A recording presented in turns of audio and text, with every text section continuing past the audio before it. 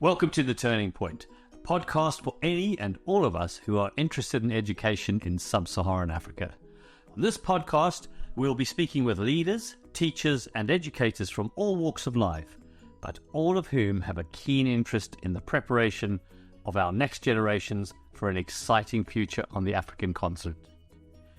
If you're interested in Africa taking its rightful place on the global education stage, or indeed simply interested in having a small window into this crucially important time in African education's history, join us on The Turning Point to hear what others have to say. In today's podcast, we welcome Ann Rowley Morton, principal of Pinelands North Primary School in Cape Town. Last year, Pinelands North was a finalist for the World's Best School Award in the category of Overcoming Adversity. I visited the school in October last year, and it's easy to see why they managed to progress so far in this prestigious competition. Anne has been the principal for over 20 years, and her dedication to the school and attention to building a school that her students would thrive in is evident from the moment you cross the threshold. In this conversation, we explore some of her thought processes and approaches that she's taken in building this amazing organization. So hi, Anne. Hi, Andy. Thanks very much for joining us on the Turning Point podcast. And it's great to have you both here because it's, as I've mentioned before, my visit around Pinelands was really eye-opening, but also really inspiring and very sort of insightful into the world of education in a South African school, but also one of the world's best schools finalists or contenders. So yeah, thanks for joining us, Anne, and Andy as well, who's obviously a colleague of mine or of ours at Ubuntu. So for start, the first thing I noticed when walking around Pinelands was just what a happy school it was. And Anne, I wanted to just explore a little bit about the sort of environmental factors that made it like this, and which environmental factors you feel are sort of important for learning, and has this been something that you've always strived after? I think so I've been a principal for 26 years at the same school, and so that's given me a long journey in which to look at all the different facets. But when I first thought about that, for me, it's actually one of the most important things in the difference between most schools in the UK is the comfortable uniform. Comfortable clothing that children and adults are in all day. I don't know if you noticed that some of our children are barefoot, and our staff too. The principals usually barefoot too, and so we feel that we used to have a colonial uniform with white shirts, ties, girls in little pinafore dresses. But because we also on a gender of diversity and gender tangent as well, that when we made the T-shirts and shorts uniform with no shoes, or shoes if you wanted them, it meant that children weren't defined by their gender uniform. And so they were comfortable to be who they were.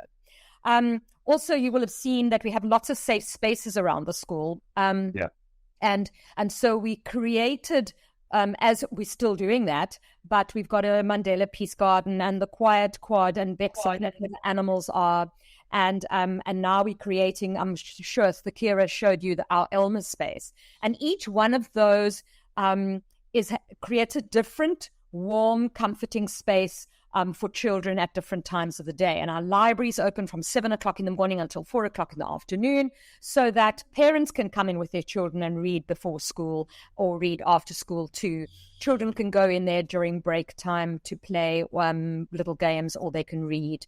And also you would have noticed outside my office, about 15 years ago, we started getting quite a few children who are on the autistic spectrum.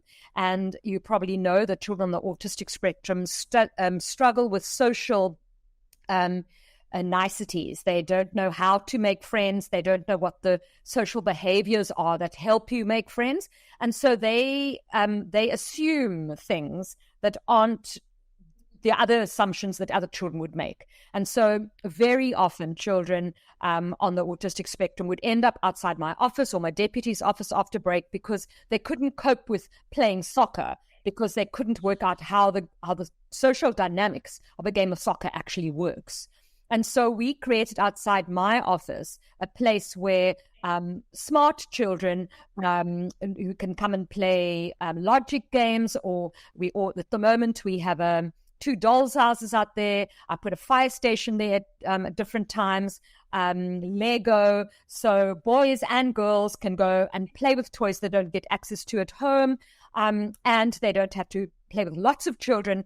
A grade 7 child can still go and play with the doll's house, even though it would be not seen to be the appropriately sociable kind of toy that a grade 7 girl might play with. I actually, when I was there, I was fascinated. There was a table just outside your office which had a whole lot of kind of building blocks on it. Yes. And one of the things I was quite struck by was that facility, if you like, was open to whoever wanted to go and play in it, and the children are very happy to kind of go and enjoy that. Have you found that you see different ages of children playing together at the same time? I guess probably that could be the case. Yes. So I'm laughing because in the first year that I put all those toys up there, we didn't have the Bexaplek open with all the ducks there. We used to hand raise ducks and the little ducklings, and we used to take them away from their moms because we were worried that they weren't going to survive. Now we've learned that it's okay that they don't survive because that's all about life. And so outside my office was this open tank, with about 8 ducklings in it. And I had a visit from about 18 school teachers from the UK. And they just about platzed because they said, how can you possibly have an open tank of ducklings in the middle of a school? Because the children are going to kill them. Yeah. And then the other thing that lots of people have said is, how can you have all these toys out there? Because children are going to steal them. But funny, isn't it? People's perceptions. Yeah. And the interesting thing is that if you teach children the right values, and that's another conversation that we should have later, we teach children the right values right from the beginning, they do trust each other and they do learn to share. So my best story from outside my office, you're talking about the different ages of children. I had two children with Asperger's. That's the gifted side of autistic spectrum. One boy was in grade 7 and the other was in grade 5. And I only had one doll's house out there at the time. And it was the time that there was that gentleman who doesn't have legs, without mentioning his name, in South Africa, who on Valentine's Day murdered his girlfriend through the bathroom door. And so the younger boy meets me after break and says to me, Mrs. Morton, please can I put a sign on the doll's house because no one can touch the doll's house? So I said, no, but Matthew, we can't do that because this is shared toys. Everyone's got to have access to it. No. He says to me, Mrs. Morton, this is different. We're in the middle of something big. So I said, okay, Matthew, tell me what's the big thing. No, well, do you know that this gentleman, unnamed, murdered his girlfriend? And so this other older boy and I are trying to solve that murder. Okay. Yeah. So that was when it opened my mind to the fact that it depends on how you see a doll's house. A doll's house is for a 4-year-old girl, but actually there were these very smart older boys who'd connected because they didn't connect with others over the solving of a murder case using the doll's house. I think just listening to everything that you've described about the setting that you've got, and even just that small story about the different use of the doll's house, it's in a lot of ways imagining what the school and the environment looks like from the child's perspective. Yes. And I remember when we spoke a few months ago that you placed such a lot of importance on student voice into the development of the school, and I wondered whether or not so many of these safe spaces and these other beaches that you developed, how many of those have come from the students themselves or even from the parents? Both. The Mandela Peace Garden was created in around close to our aftercare, because the children said aftercare was a very noisy place and everyone was playing soccer and whatever. But some of the girls particularly wanted to just sit calmly in a quiet space and read. So they decided, they took a little section of the garden out of the garden and they put a fence around it. And now they've called it the Mandela Peace Garden, and the children can go and chill there because they wanted to. Also, our duck quad, the Bexaplek, is also managed almost completely by the junior children of the school. I have this grade 3 boy at the moment and a grade 3 girl who check in with me every day that the animals are fine without anyone asking them to. And they actually came to me and said to me, we were holding the rabbit the other day and it looks like the rabbit might have fleas. So I told them to bring the rabbit to me, and it did look like it. So I got my the staff member who manages and feeds the animals to put down powder. And these children, because they knew now that we were doing something there, created the sign that they put on the door of Bexaplek to say to the children, nobody may go in here at the moment because we're treating the animals. And then he came and checked in with me this last Monday, and he said, the sign is still there. Do you think the powder has now gone? Because every now and again in Cape Town, in Africa, the sand is up. And so we just put down powder and then they go away. And so he checked in with me, and then once he was told that the powder was fine and the animals were now fine, he took down the poster and brought it to me in my space. And he said to me, Mrs. Morton, please keep this for me for the next time that we need to do that.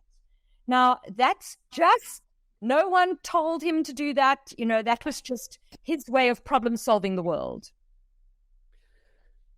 I mean, what Andy was just mentioning there as well is quite interesting, because it seems to me to be quite a significant shift. It's almost like a breaking of the mold in the way that you view things. Because I know, having been educated in South Africa, I know that the system, you went in as a child, you went into the system determined how you should learn and how you should, and you're very much talking from a point of view of the students as the students' perspective, as Andy mentioned. That sort of breaking the mold mindset, that must have presented some challenges to you, perhaps from an outside point of view or internally, whatever. Can you talk a little bit about what challenges you did face in kind of breaking that mold and choosing your own path? Well, I'm just laughing, giggling now, because this year we're having another one of those challenges. So during COVID, I know in the UK you did a similar thing. We were told children weren't allowed to sit next to each other, so they had to sit 1.5 meters apart, which meant that a normal classroom couldn't fit a whole class of children into them. And so, anyway, long story short, the governing body decided to build a large building, which I think, David, you would have seen, the one out in the quad, that long white building. Yeah. So that long white building was built so that we could put one grade in there completely, which freed then some more spaces in the school so that we could divide each of our 2 classes into 3 classes. And then using this big space, and so the plan was afterwards that the big space would then be a secondary hall, which could be hired out for rent and dance and karate and all those kinds of things later on. Because it worked so successfully during COVID, last year we decided, because COVID was still, at the beginning of last year was still happening, we kept our grade 7 still in the one venue. And in September, my deputy and I met with the grade 7 children and said to them, we're looking at the timetable for next year. We need to decide whether we can have this room back or whether you feel that this is the best space for grade 7. So we had this long conversation about what is the best thing for these children or for the next group of children. Should we go back to 2 classes like the rest of the school had done, or should we just keep the big one venue? And there were pros and cons to all of them. And they said to us, actually, can we trial still using the venue, but can we suggest some adaptations? So we then went with their ideas. What they wanted was a carpet that they could work on. So they wanted all the desks moved close to the front so that they would be closer together and closer to the board. They wanted behind the desks, they wanted to have this big space where they'd have this carpet. And then the most interesting thing was that on the side, they wanted to have some tables or benches where they could do peer tutoring. Now, this came from the children because they said, what we've noticed, what we love about this big venue is that we don't look stupid when we ask questions because we know that there are lots of other children in the class who are also asking questions. We also know who the smart children are in each subject. So if I am stupid at maths, well, we don't use those words, but let's say I'm not good at maths, I can go to Ethan, who I know is really smart at maths, and I can tap him on the shoulder. I can ask him to come to the little section where we do peer tutoring, and I can ask him to explain to me, because maybe I can't understand the way the teacher tells it, but maybe I can understand from Ethan. And if I can't, then I can ask someone else in the class to explain to me the way they do it, because maybe that will suit my learning. And so we changed that, and then it worked unbelievably well. The beginning of this year, so I feel like I've already had a whole year in a month at school, because I've had lots of challenges this year, particularly with parents, and particularly the parents of our grade 7s, who are now saying to us, we pay high school fees because you tell us that we have to have small classes, and the smaller the classes, the higher the fees are going to be. You've now got 60 children in one space. What about my child who you telling me that you're going to give my child individual help? How can you do that in a space of 60 children? And it is so that was the whole challenge. And also they had assumed things like, oh, well, because we built it during COVID, now you need to prove that it's useful. But actually I said to them, actually we built it because we want to be able to get money out of it later on. And so next year we probably will get rid of the big venue. But what we're noticing is so after in the grade 7 year, because the children are in this big space, they each individually have to take responsibility for the learning and the way they learn themselves. And they have to make it work. So you saw the space where I sit in the Elmer space. That's set up with a little few tables and a couple of quiet places. So last year we had some grade 7s who, if the group work got too noisy, they'd just walk in our room and say, I'm coming here to learn quietly. But that's as an adult, some adults can't do that. So to take that action and say, for me to learn better, I need to do this, is such an important skill.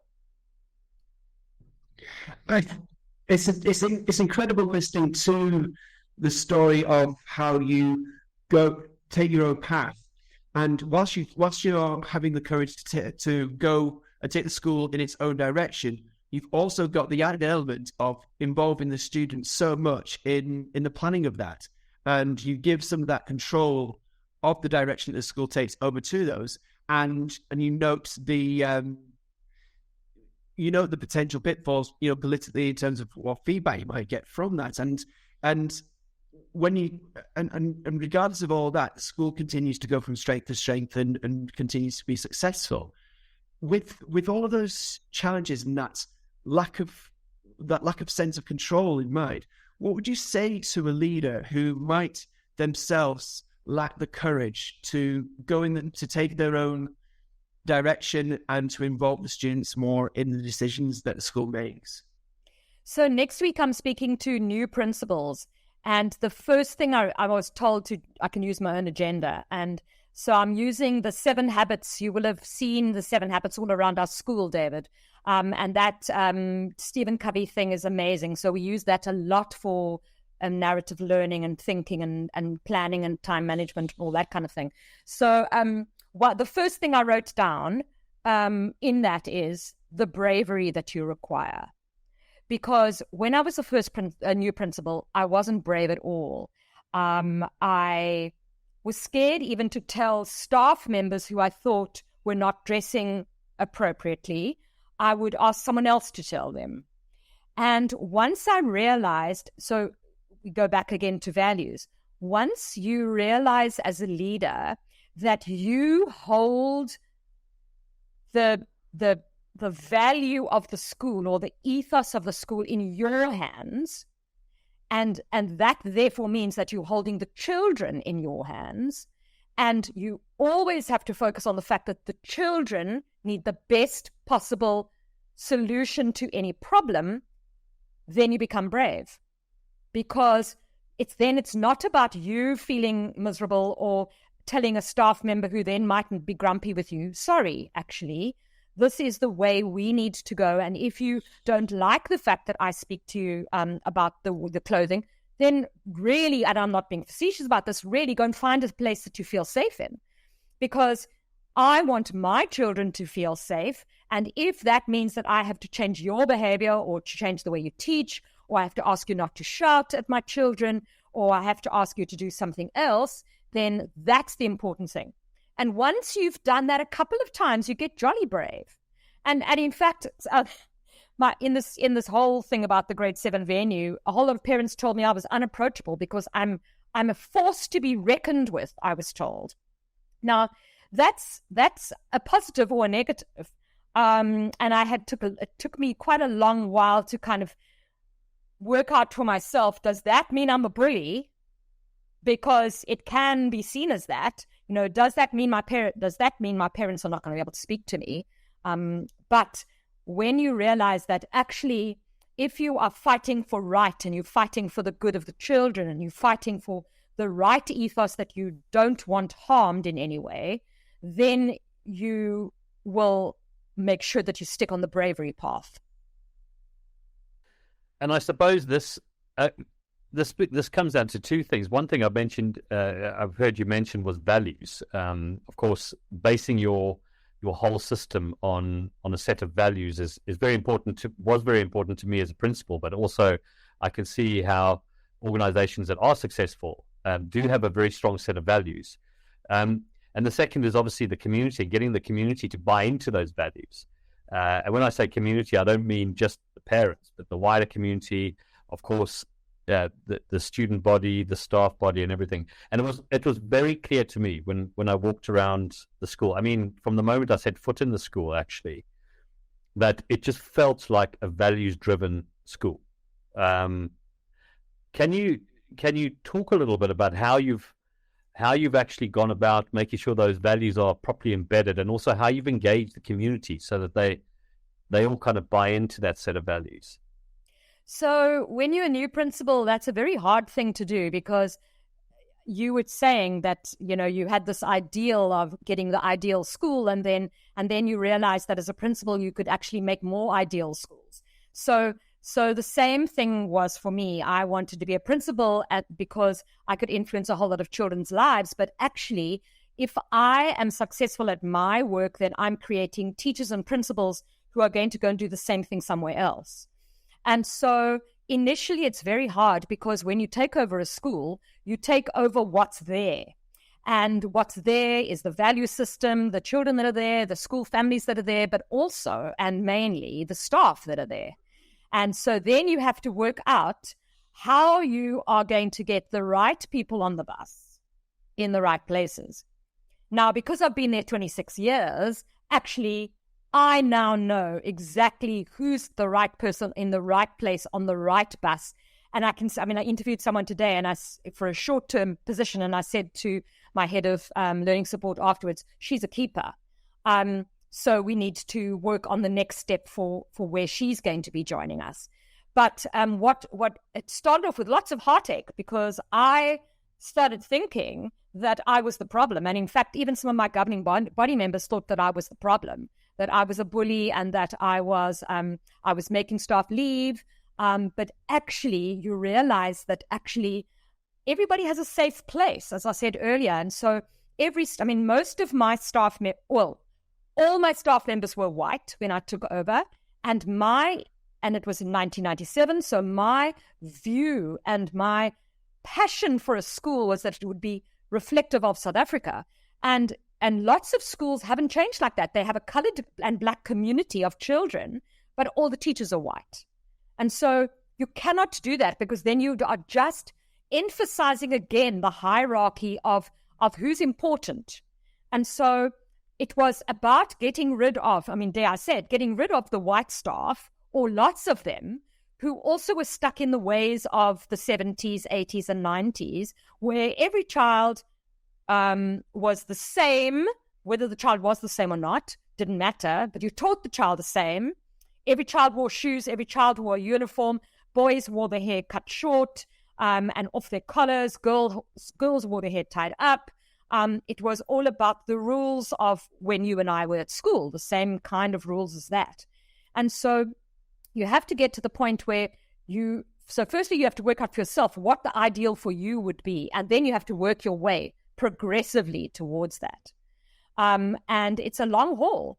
And then even when you think that you're getting it right, then community changes. So we then 10 years ago had the first transgender child who came to our school and wanted to have a bathroom that she felt happy with going to. So that was the next step. And just before that, it was all about changing uniforms. So every single time we get a new child or a new staff member with a different kind of need, it gives us another challenge to say, okay, now we need to look at our policies about that, and that. When the whole thing about gender and hair cuts and tied up and whatever, when this child arrived and she was a boy, but she lived as a girl and she had long brown hair, I couldn't say to my community, boys must have short hair and girls must have their hair tied up, when this child was a boy who had long hair and she wore her hair tied up, but so what? So then all we did is we looked at all our policies, and so then we changed the uniform policy to say, if you have hair that touches your shoulders or it hangs in your face, you have to move it out of your face and tie it up to get it so that you can learn properly. And so now you will have seen half my boys have long hair, some of my girls have short hair. Nobody notices because it's just acceptable. And so a lot of it then, when you've sort of got to the next challenge, and the next challenge, it's about communicating and communicating and communicating over and over again. And you still don't get it right. I mean, this week I've been accused of the fact that I've got lots of bullies in my school by 3 different families. And when I go and investigate the 3 incidences, I find out that it's actually, in every case, a child being unkind on the playground. And one child being unkind on the playground to another child, once or even twice, is not bullying. And so in this next newsletter on Tuesday, I'm doing a whole rant about, do you know what bullying is? Please make sure that you know what it is. Don't use that emotive word, because it really is a terrible word. And actually it means so much. If you accuse a child of being a bully, that's really quite a harsh thing to do. And so I have to communicate those kinds of things on Facebook. On Facebook particularly, we try to challenge gender stereotypes. So if you follow our Facebook page, this last week I had one of my my staff members who's just had a baby, there's 2 pictures of her teaching in her classroom with a baby hanging on her front in a papoose.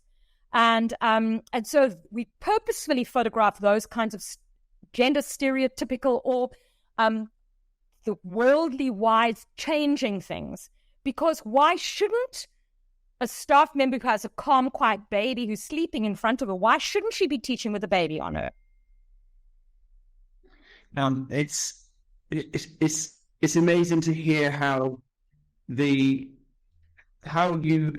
with your values you allow your school's community to evolve from its starting point. It's almost unrecognizable now, and there's inevitably the pushback and the frictions, and I know we've discussed that before when a big change comes through. Do you find that you work with your community to review the values or to discuss the values or to discuss the changes that you make to the school in relation to those values? And does that support and assist you in the conversations and the difficult conversations you might have with your community? So every 3 years when we have a new governing body elected, we review our vision and our mission. And in fact, what's interesting is that in 1998, we created both of those. And all we've done since 1998 is maybe we added healthy. We added, originally we said the school, we wanted to be a school that everyone looked up to. But now we've changed it to be a bit kinder about being a leading school, showing the way kind of thing. And so that's interesting that since 1998, the whole school community has had the same vision for the school. But I must say I am quite autocratic about the changes that I make because my governing body sends me overseas every year, every second year. I'm exposed to lots of world-class education. And so when I go on a research finding trip like that, like the last year I went to Reggio Emilia, when I come back, I don't go to the parents and say, do you think we should do this? I just implement it if I think that it's right for the community. And then, as you say, I do still get pushback on that. But I believe that I also would obviously get pushback from the education department at times too. But I was once told, don't ask for permission for things, rather ask for forgiveness afterwards with an answer about why you did it that way. And so that's been my premise the whole way. And so if I believe strongly and I've researched the pros and cons to do it, and it's possible with little money, because that's the other thing in South Africa, we don't have lots of money to spend. So in most cases, it literally is done through community help. And so if we can do that and make changes that work for the better for the children, I didn't go and ask the parents, for instance. In fact, that's what they were irritated about, that I didn't come to them and say, do you think we should have all our children together in a big venue? Because they would have straight away said no. But they don't know what I know and what our staff know. So a lot of the time it does create more challenges afterwards. But I still believe that the children should come first. And so we must do what's right for the children. That's going to you've mentioned a couple of things there which I would interpret as really strong leadership and really good leadership, certainly in a school sense, from my experience anyway. And I totally hear you about that level of kind of autocracy, if you like, that you need, because as the principal, you sit in between the communities, right at the center of all of them. So that understanding of what the children need is not necessarily the same understanding of what the parents might have. And I think that's where the bravery comes in. That to be an effective leader, I don't know what your thoughts are on this, but to be an effective leader of a school, you need to have that sense of, or that level of bravery that you actually can stand by a decision that you take, even if it's a decision that you choose not to enter into a big consultation, because not everything is worth or should be consulted on, because you might end up with just never getting anywhere. Yeah. And that sense of progress, and Andy mentioned it just now, and clearly the school has progressed hugely to the point where it was, one of the contenders for world's best schools.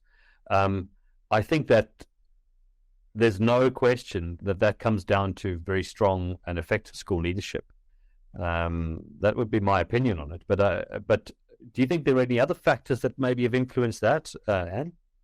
I think it's also, so the thing that I'm dealing with at the moment is trust.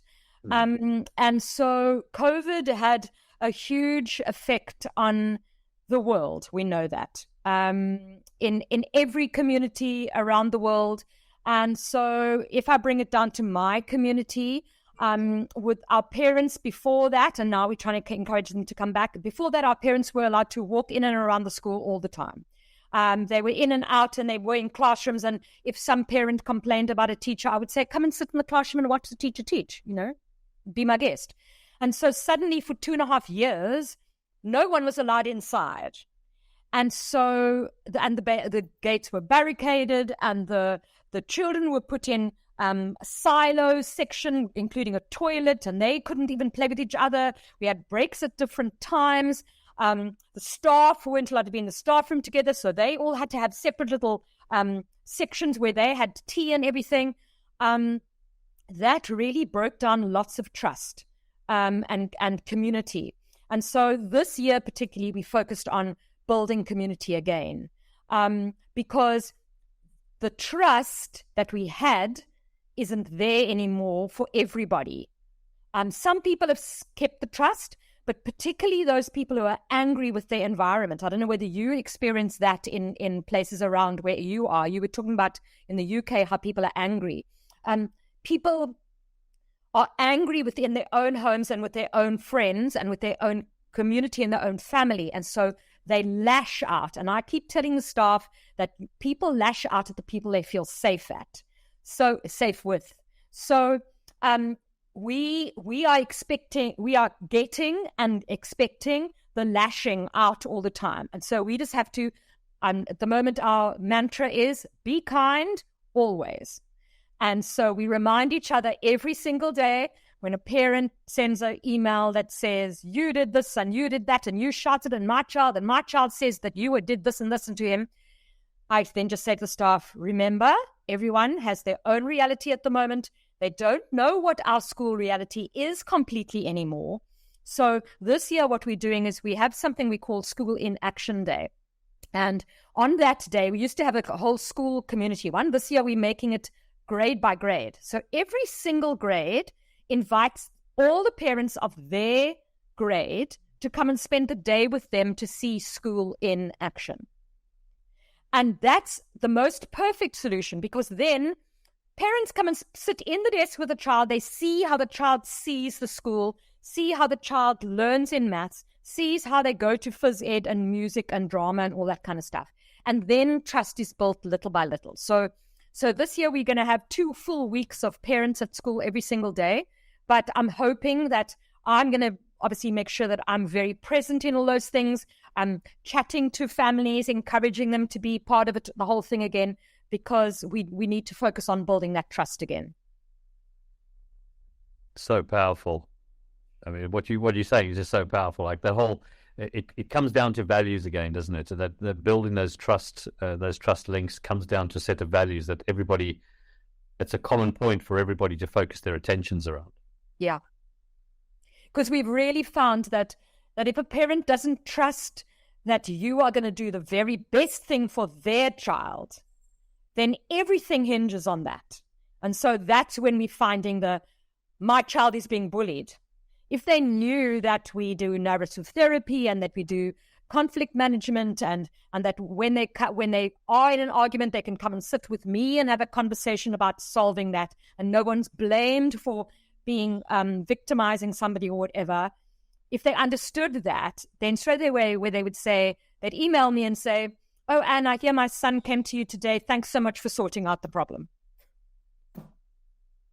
It's a sad impact of COVID and the closures and the very slow reopenings that the transparency that you obviously had before COVID, and that's built up so much of the trust. And even it returns to the areas of the school that we spoke about before that parents are able to come into and enjoy the learning with students. The absence of that can have a really unfortunate effect beforehand. Do you get a sense that with the reopening of the school that trust isn't being built back up, and that the concerns that parents have are diminishing, or is there a longer term impact from the COVID closures that means that these difficulties will persist? Well, I met with my governing body chair today, and she is a parent of this grade 7 group. And she, I had a conversation with her about my evaluation this year. And I said, we do a system out of 4. So I said, I've always given myself a 4 out of 4 for communication with families. And now I'm actually beginning to think that I should get a 2 or a 3 this year, because I've been told I'm a bully and that I don't ask for people to buy into my ideas and whatever. And she said to me, just remember that it's a handful of people out of a whole group of 70 families. And then you realize actually it's maybe 10 families out of 70 families in one particular grade. And that those 10 as I said earlier, maybe they're going through those family things. I know certainly one family is got an older child who's changed gender. She's in high school and she's changed gender to male, and she was at an all-girls school. So that family is dealing with all that stuff. And now I'm coming along and saying, I want your other child to be learning in a space with 60 children. So I don't think it's going to be fixed this year. I've still got next year before I have to retire. So I'm hoping that by the time we get to the end of next year, I can pass on the school with the community completely back together again. So many powerful messages here, and that I think lots of people can learn from. From sort of values-based systems to the kind of child-centered approach that you've adopted, and flipping the whole thing on its head and making sure that the school develops in a way that's most effective for children's learning. From their safe spaces that you can see all around the school, and barefoot and all that kind of thing. And one of the things that really strikes me is a sense of persistence that this has had to take, and resilience that no doubt you've had to employ to make sure that things keep going. So, but just to round off, I think it might be a good place to ask if you could give us some key highlights of your leadership of the school of Pinelands North. Just sort of highlights over the years of real sort of landmark moments, if you like, that you've noticed as the school has developed. Well, I think if I had to summarize my 26 years, it's all been about inclusion. And it's about looking at the school as a microcosm of my perfect South African society. So it would be changed in race and gender and culture and all those kinds of things. But also giving children who were previously excluded an opportunity to learn. I mean, every day I see a different child learning differently. I mean, David, you and I are probably the same age. And so if we were in South African education at that time, I mean, I remember I was the goody two-shoes girl in class, and I was always put alongside a boy who made a mess. And this boy never could write neatly, I was a succession of boys, but Anne was kind of put there to manage him and make sure that he actually wrote down the heading and the date and all that kind of stuff, and tidied up his desk underneath it all the time. And we were told to sit in a space and be there for the whole day in one space. Boys and girls played separately. I mean, all those kinds of things that for me, that's why I've been on this mission to create a primary school that I would have loved to have been at, that I believe that we all should have the opportunity of going to. And so even though it's been slow progress, when I first joined the school, the governing body asked me how long I was going to stay, and I said, about 5 years. And so that's, 21 years later.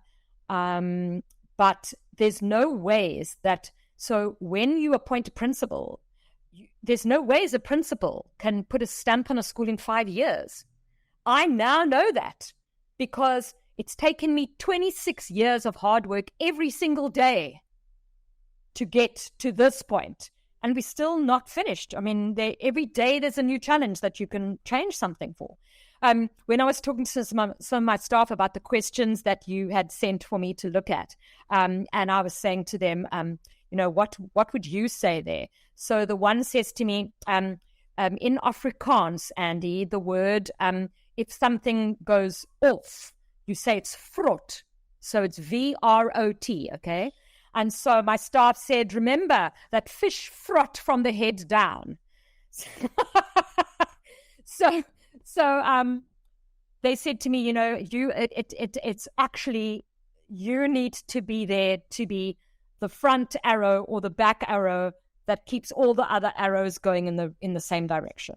And so I think that's what I've got. Right? Thank you so much for that. And just for the record, for the podcast, just to be aware that Pinelands North in 2022 was a top 3 school in the T4 World's Best School Prize for overcoming adversity. It's an amazing cherry on the top of a cake of development, this transformation that you've done, which has been extraordinary. It was a question that I had in the back of my mind that David and I have spoken about in terms of how long it takes to change culture.